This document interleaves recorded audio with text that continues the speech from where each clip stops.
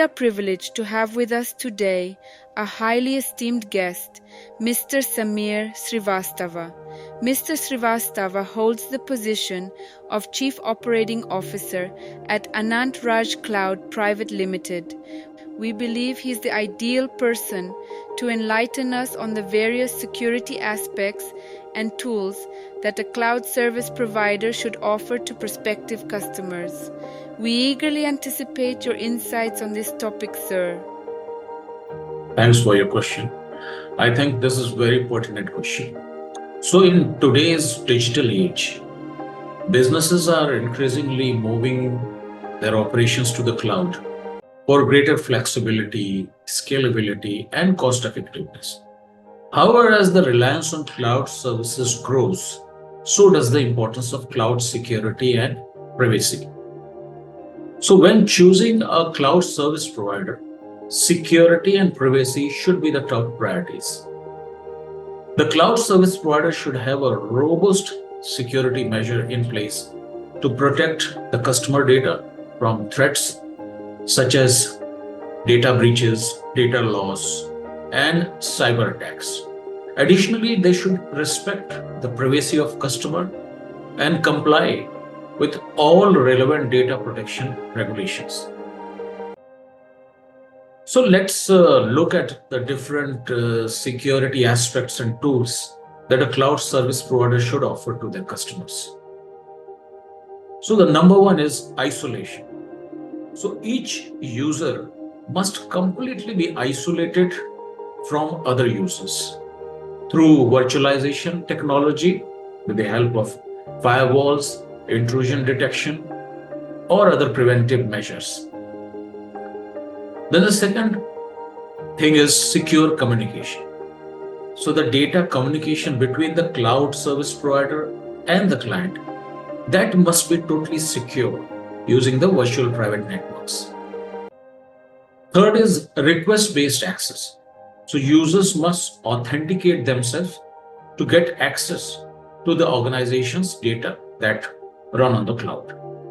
This is a federated identity service which integrates the identity management of an organization and the cloud service provider. Fourth is encryption. So always use encryption technology during communication, whether the data is in rest or data is in motion. So this makes data being understood only by the concerned applications or the concerned persons or authorities. It is the motive to make the format of the data in such a way that it cannot be easily interpreted. Fifth is the shared responsibility. So cloud service providers typically follow a shared responsibility model, which means implementing cloud computing security is both the responsibility of the cloud service provider as well as the customer. Sixth is identity and access management. So this includes applying security policies, practices, controls, and other technologies like identity and access management and data loss prevention tools to help secure the cloud environments against any of the unauthorized access, online attacks, and insider threats. Seventh is the disaster recovery. So cloud security must also include disaster recovery plans to ensure data can be recovered in case of any loss of data due to any of the man-made disaster or natural disaster, natural calamity, or any such sort of thing. And last but not the least, number 8, the continuous monitoring. So the top cloud providers have secure by design infrastructure and layered security that is built directly in the platform and its services, which includes everything from zero trust network architecture to identify and access management to multi-factor authentication, encryption, and continuous logging and monitoring.